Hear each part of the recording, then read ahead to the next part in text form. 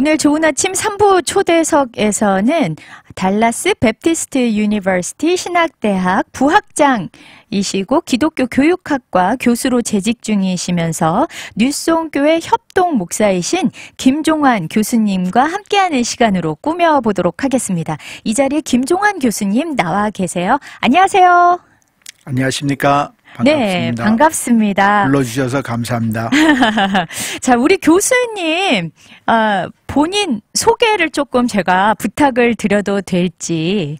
물론이죠. 근데 네. 무슨 이야기를 어떻게 시작해서 어떻게 끝내야 될지 모르겠어요. 네네. 제가 지금 말씀하신 대로 지금 현재 하고 있는 일은 그렇고요. 네. 제가 84년에 유학생으로 미국에 와가지고 네. 지금까지 꽤 오래 살았네요. 미국에서. 그러네요. 네네. 올 때는 그냥 가방 하나 들고 왔었는데 지금은 뭐 40년이 넘었어요. 40년, 네, 30, 37년. 네네네네. 그러네요. 그러네요. 네. 네네. 그래서 집사람하고 아들, 딸, 그리고 또, 집도 있고, 네. 차도 있고, 가방 몇 개 들어가야 될지 모르겠습니다. 그거 다. 네. 참 하나님의 은혜로 여기까지 왔습니다. 네. 84년도면 진짜 제가 초등학생 때인데, 우리 교수님께서 가방 몇 개씩 그냥 들고, 단촐하게 이렇게 미국 유학을 오게 되셨다고 했어요. 미국 유학을 결심하게 되신 어떤 배경이 있을까요? 가방 몇 개 아니고요. 가방 한 개. 그리고, 네. 제가 한국에서 네. 침례신학대학을 다녔습니다. 네. 거기에 뭐 자매결연을 맺은 학교가 미조리에 있는데, 그 학교에서 4학년 과정을 하면 미국에서도 졸업하고 한국에서도 졸업할 수 있다고 그래서 1년짜리 교환 학생으로 그럼 한번 가보자 이렇게 해서 오게 된 거죠. 네. 처음에 오게 된 동기는 그렇습니다. 그렇군요. 네. 그러니까 좀 더 공부해보자. 영어로 된 거를 좀 공부해보고 싶다. 또 미국 생활이 어떤지 좀 알아보고 싶다. 좀 순수한 그런 어떤 학구열에서 시작을 하신 것 같아요. 대학을 졸업하자. 네. 그래서 그런 거였죠. 그리고 와서 한국 돌아가면 계속 공부할 수 있는 그런 상황이 아니라서 저희가 좀 가난한 집에서 왔기 때문에 여기 있으면 계속 있으면 공부를 할 수 있는 기회가 있을 것 같아서 남기로 결정을 한 거죠. 그러셨군요. 네. 자, 그러면서 이제 목사님 이력을 보니까 지금 달라스 베프티스트 유니버시티에서 부학장으로 계시면서 또 교수님으로 재직 중이시란 말이죠. 네. 이 학교에 대해서 좀 소개를 해 주세요. 달라스 베프티스트 유니버시티, 줄여서 DBU라고 하는데요. 이 학교는 1898년에 세워졌고요. 현재 단과대가 8개 있습니다. 많은 분들이 이걸 신학교라고 생각하는 경우가 있어요. 그래서 지금 그 질문해 주셔서 정말 감사합니다. 그래서 단과대가 8개 있는데 그 학교들을 통해서 학부에서는 84개의 전공이 있고요. 34개의 석사과정이 있고 2개의 박사과정이 있습니다. 그렇군요. 근데 목적은 하나입니다. 목적은 뭘까요? 섬기는 지도자를 양성하는 것입니다. 무엇을 전공하든지 어떤 직업을 갖게 되든지 우리 졸업생들은 처해진 상황에서 섬기는 지도자가 되어야 한다. 이런 게 목적입니다. 그러다 보니까 교수들이나 직원들이나 섬기는 지도자의 본을 보이기 위해서 애쓰는 그런 학교입니다. 현재 재학생 수는 5,000명 가량 되고요. 그 중에 한인 학생도 한 30명 정도 있습니다. 한인 학생들이 좀 더 많았으면 좋겠습니다. 그러게요. 한때는 더 많은 때도 있었는데 요새 뭐 팬데믹이라든가 뭐 이런 걸로 해서 학생들이 한인 학생 숫자가 좀 많이 줄었습니다. 그렇군요. 뭐 한인 학생뿐만이 아니라 아마 전반적으로 온라인으로 전환되고 뭐 이러다 보니까 좀 그런 일들이 많이 있을 것 같은데 얘기를 들어보니까 종합대학이에요, 종합대학. 네. 지금 남침례교단 내에 DBU 같은 그런 종합대학이 50개가 넘습니다. 그래요? DBU가 그 중에 하나이고 베일러가 가장 큰 학교이지요. 그렇습니다. 그렇군요. 그래서 다시 한번 강조하고 싶은 건 이거는 신학교가 아닙니다. 그 안에 신학대학이 있는 건 사실이지만 신학교는 아닙니다. 그래서 지금 등잔 밑이 어둡다고 한인 커뮤니티에 이렇게 가까이 있는데 DBU를 자녀들을 위한 하나의 옵션으로 고려하지 않는 경우가 너무 많아요. 신학교로 생각하기 때문에. 그렇군요. 예, 일반 종합대학교입니다. 그러고 보니까 진짜 미국의 많은 사립대학들이 사실은 기독교 기반으로 세워진 학교들이 많은 거잖아요. 그런 것처럼 이제 DBU도 그 기독교적인 신앙을 바탕으로 해서 학교가 세워지고 그러다 보니까 신학과도 있지만 그렇지만 여러 학과를 다 공부해 볼 수 있는 종합대학이다. 그렇다면은 한 가지만 더 자랑해 주세요. 오랜만에 진짜 굉장히 어렵게 나오셨는데 DBU 학교 왜 내가 지원해야 되는지 학교 자랑을 좀 해주세요. DBU가 지금 침례교 학교이고 기독교 신앙적으로 볼 때 굉장히 보수적인 학교입니다. 지금 텍사스 안에 포트워스의 TCU, 달라스의 SMU 포함해서 텍사스의 기독교 학교 굉장히 많은데 그중에 가장 보수적인 학교로 알려져 있어서 신앙적으로 굉장히 건전하고요. 그리고 또 환경적으로도 굉장히 안전한 곳입니다. DBU 주변에는 큰 호수, 큰 교회당, 또 빈 야산 같은 그런 것 그리고 또 국립묘지 그렇게 학교가 그렇게 둘러싸여 있습니다. 그러니까 위험 지역이 없다는 거죠. 그렇습니다. 그래서 굉장히 안전하고 저희는 그 야구팀이 유명합니다. 전국에서 손꼽히는 그런 대학 야구팀이 있어서 매년 5명, 6명씩 메이저 리그를 배출하고 있고요. 엄청나네요. 네, 그렇게 하고 저희 초등학교 교사 양성 프로그램이 있습니다. 그러니까 사범대가 있는데 그것이 전국에서 1위로 꼽히는 그런 프로그램입니다. 그 외에 이제 비즈니스가 굉장히 강하고요. MBA가 상당히 큽니다. 어쨌든 중요한 거는 저희가 servant leader, 섬기는 지도자를 양성하는 학교이다. 학교의 분위기가 다른 학교하고 좀 다를 수 있습니다. 굉장히 기독교적이고 행복하고 화목한 그런 분위기입니다. 그리고 굉장히 아름답습니다. 저희 캠퍼스가. 그래요? 그러면 아름다운 캠퍼스로도 좀 이렇게 뽑히기도 할 것 같아요? 그럼요. 항상 뽑힙니다. 그래요? 아름다운 캠퍼스, 나무가 많은 캠퍼스 이런 걸로 항상 뽑히고 유명합니다. 그래서 한번 와보세요. 여기 방송국에서부터 한 20분 거리더라고요. 그래요? 지금 사우스 웨스턴 코너에 있는 거죠. 서남쪽 코너에, 그러니까 달라스의 서남쪽 코너에 있습니다. 마운틴 크릭이라고 하는 그 레이크 옆에 이렇게 자리 잡고 있는데 너무 경치가 좋습니다. 그래서 주말에 오셔서 사진 찍기 아주 좋습니다. 그렇군요. 그리고 결혼식하고 나서 그 야외 사진 찍잖아요. 그거 찍기에 정말 좋습니다. 아니 진짜 그 유명한 캠퍼스가 아름답기로 유명한 학교들 보면 거기서 이제 웨딩 사진도 많이 찍고 맞습니다. 가족들이 또 피크닉도 많이 오고 사실 그러잖아요. 그런데 많은 한인분들이 사실은 미국에 엄청난 좋은 학교들이 많음에도 불구하고 몇몇 한국 분들께 익숙한 학교들만 알고 사실 모르는 학교들이 굉장히 많아요. 맞습니다. 근데 일단 오늘 이렇게 부학장님 또 나오신 김에 DBU 학교 소개를 아주 멋들어지게 해주시니까 저도 한번 이렇게 가서 그 캠퍼스 보고 싶다 그런 생각이 아주 강하게 드는데요. 꼭 오십시오. 제가 구석구석 보여드리겠습니다. 기대하겠습니다.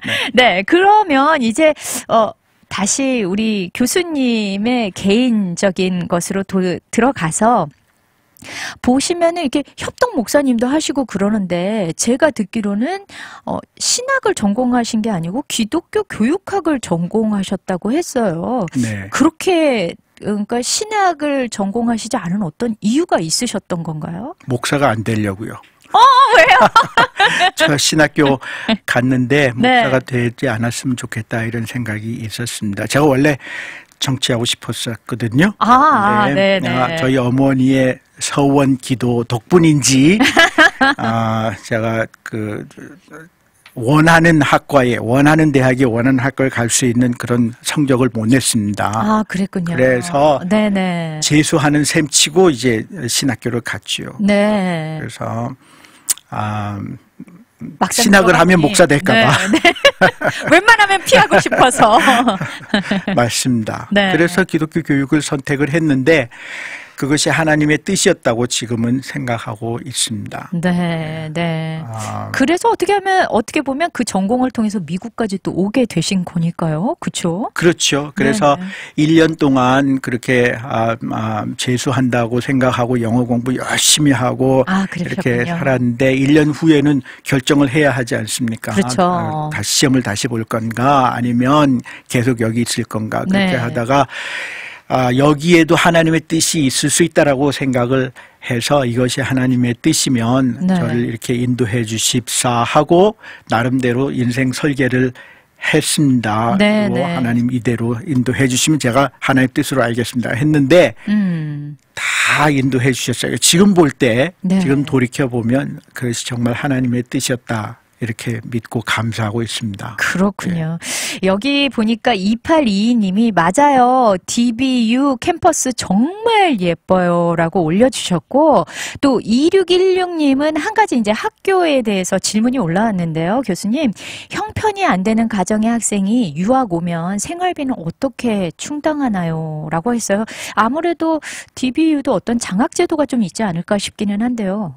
장학제도가 있고 네. 80% 이상의 학생들이 장학금을 받긴 하는데 네. 문제는 풀 장학금이 아니라는 거죠. DBU 학비가 네네. 생각보다 조금 비싸요. 사립대학으로서는 싼데 네네. 1년에 한 3만 불 정도 되니까 네.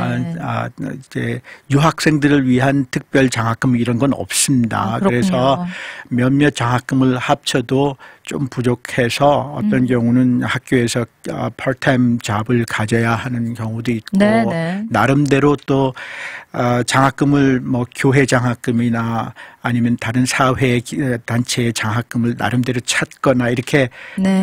해야 합니다. 네네.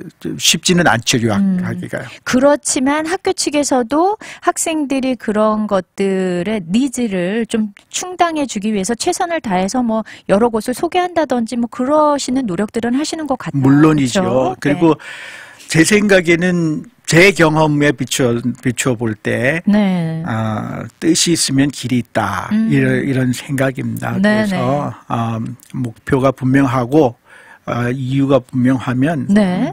추진해봐야죠. 그렇죠. 네네 맞습니다.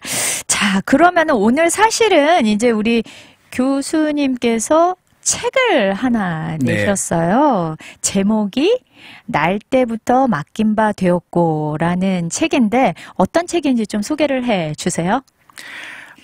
이 책의 부제가 은혜 아니면 할 수 없는 이민자의 자녀 양육입니다. 그래서 이민자들이 자녀를 어떻게 하는가 뭐 이걸 방법론을 제시하거나 이게 가이드는 아닙니다. 네. 그냥 제 경험에 비추어서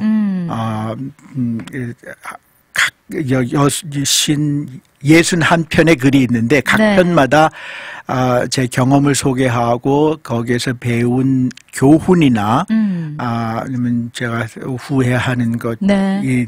뭐 이런 것들을 적으려고 노력을 했습니다. 그래서 네네. 혹시 저의 경험이 저의 그 느낌이나 아니면 배움이 어떤 분들에게 참고가 되지 않을까 싶어서 쓴 책입니다. 그러니까 굉장히 자전적인 책인 거군요. 그런 거죠. 근데 처음에 시작할 때는 그렇게 잘 했는데 몇 번 쓰고 나니까 몇 회 쓰고 나니까 생각이 별로 안 나세요. 어떤 어떤 기사나 신문 기사나 아니면 책이나 뭐 이런 거 좀 참고해서 조금 교훈적으로 옮겨간 그런 부분도 좀 있다. 경향도 있습니다. 예. 네네. 솔직한 말씀을 또 해주셨어요. 처음에 시작할 때는 신문의 칼럼으로 시작을 했습니다. 네네. 그러셨군요. 자, 그러면은요, 저희 잠시 쉬어가는 시간 갖고요. 다시 돌아와서 이제 본격적으로 자녀 양육에 대한 또 이야기 나눠보도록 하겠습니다.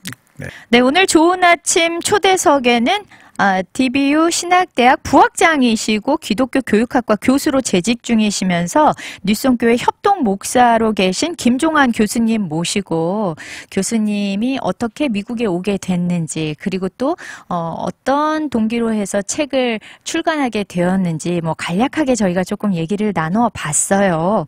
그러면은 이제 사실 목사님도 이제 우리 교수님도 자녀분이 있을 거 아니에요. 그죠? 그러면서 이제 경험담이 좀 녹아있는 책이다라고 말씀을 하셨죠. 자녀분들을 키우시는 과정은 어떠셨나요? 저희 집사람한테 물어보시는 게 더 좋을 것 같긴 한데 네. 저희는 아들 하나 있고 딸 하나 있고 그래서 저희 집사람하고 저하고 마음을 같이 해서 저희가 저희 아이들을 키워왔다 이렇게 생각합니다. 네. 제가 저희 집사람 잠깐 이야기해도 돼요? 네네. 저희는 광야에서 만났습니다. 그 의미가 뭘까요? 제 외삼촌이 목사이시고 저희 그 집사람의 형부가 목사이시고 두 분이 굉장히 가깝게 지내서 두 분이 어레인지 해가지고 저희가 만나게 된 블라인드 데이트를 하게 됐는데 그 식당 이름이 광야였습니다. 아 진짜. 그래서 제가 이제 어떻게 보면 첫눈에 반한 거죠. 그래서 결혼하고 저희는 신앙적인 배경이 같아요. 네. 그래서 결혼 생활 시작하면서부터 우리가 서로 마음을 같이 해야 자녀들에게 혼돈을 안 준다. 신앙적으로나 아니면 생활할 때 있어서나 아버지하고 어머니하고 의견이 다르고 생각이 다르고 그러면 아이들이 헷갈리지 않겠습니까? 아이들 앞에서 다른 소리를 내지 않는다. 뭐 이런 생각은 했었습니다. 그렇군요. 그런 이야기도 나누고요. 그렇게 했고 제가 LA에서 LA 한인 침례교회 지금은 남가주 새누리교회인데 거기서 교육 목사로 있을 때 이제 저희 아들이 낳습니다. 그래서 아들은 LA 출신이고 딸은 이제 제가 한국에 가서 군대를 방위 생활을 마치고 돌아와서 여기 지금 폴트워스 살 때 낳습니다. 그래서 폴트워스 출신입니다. 그래서 아들은 지금 30살 아직 싱글이고요. 딸은 26살 작년에 결혼했습니다. 축하드립니다. 감사합니다. 그렇게 이제 일남일녀를 두시고 이 광야 같은 미국에서 이제 신앙생활과 또 교육자로서 또 아빠로서 부모로서 또 배우자로서 여러 가지 역할들을 감당하시면서 살아오셨을 텐데 지금 말씀하신 거 보면 사실 그 신앙관이 같았다라는 게 어떻게 보면 가치관이 같았다. 내 배우자와. 그렇죠. 그렇기 때문에 자녀 양육하는 데 있어서 조금 더 도움을 받았다라고 저는 받아들여지거든요. 사실 저희가 모든 그 교육 베이스가 어르신들 같은 경우는 다 한국에 있는데 여기 오면은 교육 시스템이고 모든 것이 다 다르잖아요. 사실 그 문화 충격이나 그런 것들이 이제 자녀를 키우면서 점점 더 느낄 것 같아요. 이민자의 삶으로서 자녀 양육을 어떻게 해야 되는지 그 방법에 대해서도 뭐 책에는 살짝 이렇게 언급이 된 걸로 알고 있거든요. 어떠셨나요? 아이들을 정말 건강하게 또 이 사회에 기여하는 아이들로 잘 키울 수 있는 그런 방법, 공식 이런 건 없습니다. 제가 경험을 해봐도 그렇고 뭐 여러 책을 읽어봐도 그렇더라고요. 그래서 하나님의 은혜에 의존하는 수밖에 없는데 그렇다고 해서 그냥 내버려 둘 거는 아니죠. 부모가 본이 되고 또 부모가 그 teachable moment 이렇게 아이들을 가르칠 수 있는 그런 기회들을 잘 포착해서 교훈을 계속 해야 된다고 믿습니다. 저희 아들이 선생으로 7년 동안 지금 중고등학교 음악 선생으로. 진짜요? 음악 선생님이 인기 많은데. 그리고 딸은 대학 나와서 이제 리버티 뮤추얼이라고 하는 회사에서 헤드쿼터에서 계속 일을 하고 있습니다. 그렇게 하면서 또 교회 열심히 다니고 심지어는 아르바이트 하다가 만난 친구를 교회로 인도해야 하고 같이 신앙생활 하면서 나중에 네. 결혼도 하고 이렇게. 우와. 그래서 제가 그리고 저 아들 이야기 깜빡 잊어버렸는데 아들 이야기 7년 동안 그렇게 선생으로 있다가 지난 네. 여름에 사표를 내고 공부를 좀 한 후에 선교사가 되는 게 어떨까 뭐 이런 생각을 하고 있습니다. 제가 하고 싶은 얘기는 네. 저희는 부모로서 너는 선교사가 돼야 된다. 너는 교회 계속 다녀야 된다. 이런 얘기를 한 적이 없거든요. 단 한 번도. 네. 네네. 단지 저희는 크리스찬의 삶을 당연한 것으로 솔선수범했고요. 네. 그리고 또 기회가 있을 때마다 아이들에게 신앙인의 삶이 어떤 것인지 또 어떻게 하는 것이 바른 성경적인 신앙을 하는 것인지 이런 걸 이야기를 했고 또 기회가 있을 때마다 같이 네. 예배에 들어가는 어렸을 때 아이들 어렸을 때 그런 거를 실천을 해왔더니 네. 뭐 대학을 가서도 그렇고 졸업을 하고 나서도 그렇고 나름대로 유스 사역자로서 교회의 발런티어로서 이렇게 계속 헌신적인 그런 신앙생활을 하고 있는 것을 봅니다. 그렇군요. 사실은 왜 많은 그 믿는 가정에서 보면 부모님들의 큰 고민 중에 하나가 우리 아이가 고등학교 때까지는 어떻게 내가 붙잡고 있는데 대학을 가면 이제 다 이렇게 떠난다. 거기에 머물러 있지 못한다. 뭐 이런 고민들을 참 많이 하시잖아요. 그런데 어떻게 보면 교수님은 아이들이 다 성장을 했음에도 불구하고 계속해서 교회에서 사역을 감당하면서 또 선교사의 비전까지도 품는 그런 일이 일어난 거네요. 네, 제가 볼 때는 가정에서부터 이게 바뀌어야 된다고 생각합니다. 가정에서 부모들이 위선적인 삶을 살면 안 된다. 이게 첫 번째이고요. 그다음에 교회도 그런 가정을 세워주기 위해서 노력을 해야 되는데 교회가 너무 이게 compartmentalized 되어 있다 이렇게 얘기하는데 유년부, 청소년부, 또 뭐 대학부, 성인부 이렇게 너무 나눠져 있고 그 사이사이에 장벽이 너무 높은 겁니다. 그러니까 이걸 한번 건너뛰려고 하면 문화 충격이 너무 큰 거예요. 문화적인 장벽이. 그래서 고등학교 졸업한 학생들이 성인들하고 같이 예배하기가 너무 힘든 거예요. 어색하군요. 예, 가끔 보면 고등학교 졸업하고 타주에 가서 공부한 학생들이 이 방학 때 돌아오잖아요. 그럼 그런 친구들이 성인들, 어른들하고 같이 예배하기보다는 다시 청소년 그룹에 가서 뱅뱅 돌다가 뭐 섞이지도 못하고 그렇게 되거나 아니면 아예 그냥 교회에 안 나가거나 이렇게 되는 경우가 참 많습니다. 참 안타까운 일입니다. 그러니까 교회 내에서의 그 시기별로도 너무 그 장벽들이 높다. 어떻게 맞습니다. 보면 뭐 이렇게 나눠서 더 계획적이고 조직적으로 움직이는 것도 좋지만 서로 의사소통이 안 되다 보니까 교류가 없다 보니까 또 단절이 되는 경우도 생길 수 있겠군요. 그렇죠. 그래서 다세대 간에 모여서 예배하고 멀티 제너레이셔널 그래서 그런 교회 행사라든가 성경 공부라든가 그런 것들이 좀 더 많이 있어야 합니다. 그리고 자녀들을 부모를 도와주기 위해서 자녀들을 데려다가 교육할 게 아니고 부모들하고 자녀들하고 더 많은 시간을 보낼 수 있도록 배려를 하는 게 교회가 해야 할 일이라고 생각을 합니다. 그렇군요. 참 여러 가지 마음에 와닿는 좀 말들이 있어요. 그러면 사실은 이제 뭐 워낙에 그 신앙 쪽으로는 이제 베테랑이시고 전문가이시다 보니까 우리 교수님이 그렇지만 사실은 이제 또 다른 면에서 밸런스를 맞춰야 되는 게 이민 자녀로서 학업과 학교 생활도 굉장히 중요하잖아요. 이런 것들은 좀 어떻게 밸런스를 맞추셨는지 저희는 사실 여기서 초중고등학교를 나오지 않았으니까 아이들이 공부하는 것을 다 완전하게 이해하지 못하고 좀 어리버리하잖아요. 부모님들이 이런 걸 어떻게 좀 대처하셨는지 알고 싶어요. 그래서 아이들이 성장을 하니까 저희 아이들이 한 5학년, 6학년 이렇게 되니까 숙제를 도와주기가 벅차더라고요. 개념 자체가 다른 게 많으니까.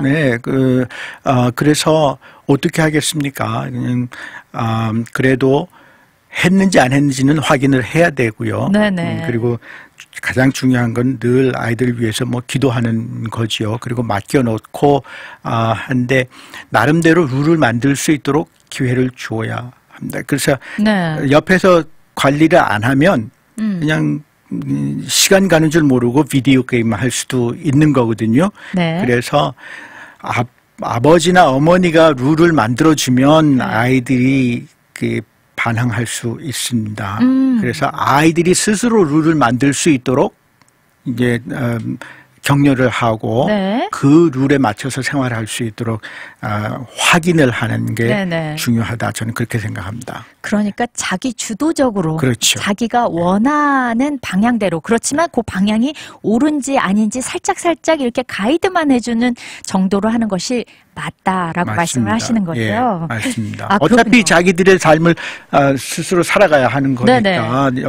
옆에서 부모가 계속 그 시간 확인해주거나 또 그 무슨 일을 마쳤는지 안 마쳤는지 숙제했는지 안 했는지 확인해줄 수는 없으니까 스스로 네. 할 수 있도록 기회를 주고 그렇지만 때에 따라서는 그렇게 했는지 스스로 했는지 확인할 필요가 있는 거죠. 네. 그렇다면 가장 기억에 남는 것 중에 혹시 두 자녀분이 스스로 만든 룰 중에 요거는 진짜 내 자식이지만 참 신박한 룰을 잘 만들었네? 라고 좀 이렇게 기억되는 게 있을까요? 저 지금 현재는 기억나는 게 별로 없는데요. 그래서 너무 오랜 세월이 지나서 좀 그런 것도 있고 제가 그 미리 생각할 수 있는 시간을 주셨으면 생각을 해봤을 텐데 혹시라도 끝날 즈음에 혹시라도 생각나시면 네, 알겠습니다. 네, 참 이게 부모가 어려운 게 아이에게 어느 정도 자유를 주면서 방임하지 않고 가이드 역할만 한다는 게 이게 굉장히 어렵잖아요. 그 간섭 을 어느 정도까지 해야 되는지 이런 어떤 밸런스를 맞추는 것 자체가 사실은 굉장히 큰 도전일 것 같아요. 그러면 이제 우리 자녀들도 1.5세대, 2세대로서 사실 정체성이나 또는 어떤 내가 한국인처럼 행동해야 돼, 미국인처럼 행동해야 돼, 내 자세, 마음가짐 이런 건 어떻게 해야 되지? 이러면서 많은 혼란을 좀 겪잖아요. 그런 것들에 대해서 우리 부모가 해줄 수 있는 것들이 어떤 게 있을까요? 한국말의 중요성을 강조하는 것이 하나의 방법입니다. 네. 그래서 옛날에 한 40-50년 전에 캘리포니아 같은 데서는 부모들이 자녀들에게 그 한국말을 못하게 한 그런 경우들이 있었어요. 영어 더 빨리 배우라고. 그렇죠. 네네. 너희는 주류 사회에서 살아야 되기 때문에 한국말 할 필요 없다. 그래서 아이들이 좋은 학교에서 주류 사회 사람들하고 어울리면서 자기가 마치 주류 사회 이론인 것처럼 공부해서 네. 아이비 리그 가갖고 결국 이제 의사가 돼서 네. 다시 집 근처로 돌아와서 이제 좋은 주류 사회에다가 병원을 개업을 하죠. 네. 사람들이 안 오거든요. 마이너리티하고 주류 사회하고 보이지 않는 벽이 있거든요. 주류 사회의 사람들이 마이너리티 멤버들에게 자기들의 약점을 보이는 것 원치 않는 경우가 많습니다. 그렇군요. 그러면 이 사람 재개업해야 돼요. 한인타운에 들어와서 개업해야 돼요. 네네. 그러면 한인타운에서 손님이 거기 갔다가 다시는 안 가는 게 한인타운에서 한인 의사를 찾아가는 이유는 여기가 콕콕 쑤신다든가 저희가 지끈지끈하다든가 뭐 이런 표현을 할 수 있었는데 네. 말이 안 통하니까 그제서야 이 주류 사회 멤버로 활동하기 위해 성장한 2세는 한국말 배우느라고 땀을 빼야 되는 경우가 있는 거예요. 그래서 정체성이 그때 막 혼돈이 더 오게 되는 거죠. 그래서 우리는 자녀들이 코리안 아메리칸으로서 한국계 미국인으로서 잘할 수 있도록 한국말 강조. 한국말을 하면 한국 사회에서도 활동할 수 있고 주류 사회도 활동할 수 있는데 한국말을 못하면 한번 상상해 보십시오. 어떤 백인이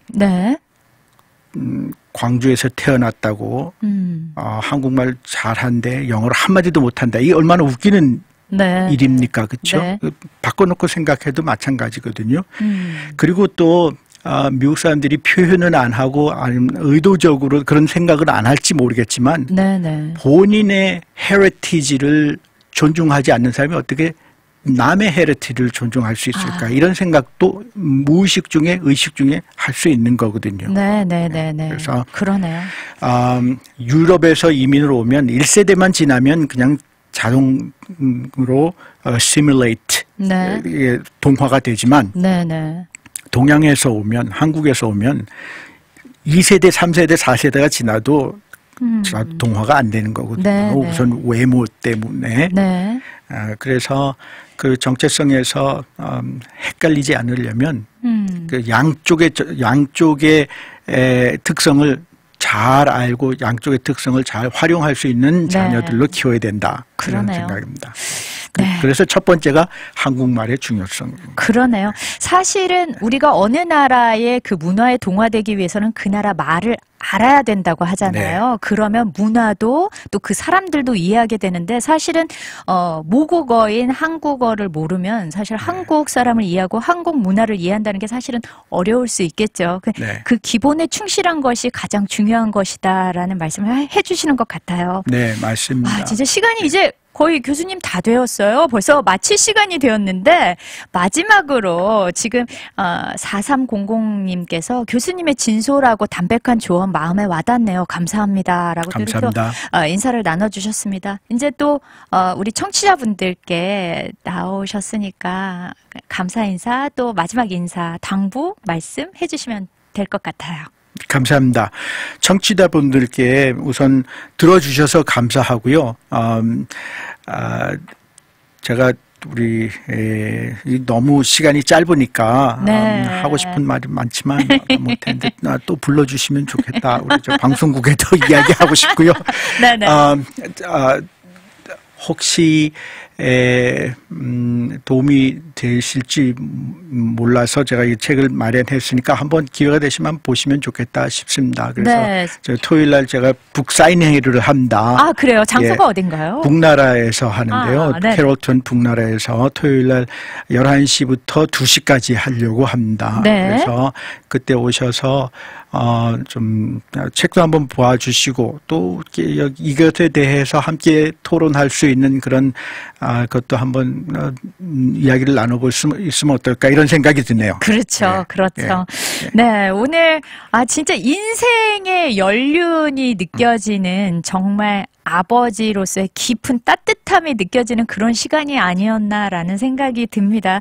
감사합니다. 오늘 DBU 신학대학의 부학장이시자 기독교 교육학과 교수로 재직 중이시고 또 협동 목사로 또 활동하고 계신 우리 김종환 교수님 모시고 신간 발표와 이민자로서의 삶 또 교육에 대해서 이야기 나눠봤습니다. 아마 들으신 많은 분들이 도움을 많이 받지 않았을까 싶어요. 함께해 주셔서 감사하고요. 다음에 또 뵙도록 하죠. 감사합니다. 감사합니다.